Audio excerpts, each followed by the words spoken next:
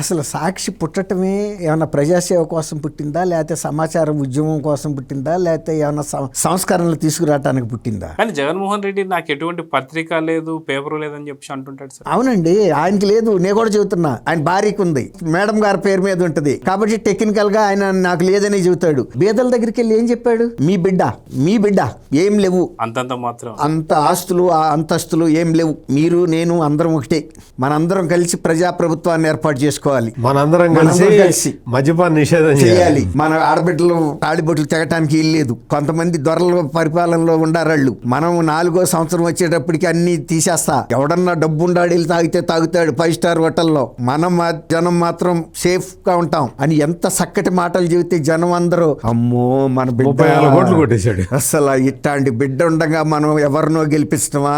చంద్రబాబు ఏమో ఏదో పలావ్ పెడతానన్నాడు, ఈ బిడ్డ బిర్యానీలు పెడతానంటున్నాడు, పెద్ద పెద్ద బాటిల్స్ ఇస్తానంటున్నాడు, బంగారు పిటుకులు ఇస్తానంటున్నాడు పొయ్యి కట్టుకోవటానికి. అట్లాంటి జగన్మోహన్ రెడ్డి సాక్షి పత్రిక ప్రజల కోసం పుట్టిందా అండి? అది వాళ్ళు ఎట్టి పరిస్థితుల్లోనూ వాళ్ళ రాజకీయ స్వార్థం కోసం ఆ పత్రికని ఆ ఛానల్ని ఏ స్థాయిలో అయినా ఉపయోగిస్తాడు. ఎన్ని కేసులు పడ్డా, దున్నపోతు మీద వర్షం పడితే ఎప్పుడన్నా అది ఏమన్నా వసారలోకి వెళ్ళటం మీరు ఎప్పుడన్నా చూసారా?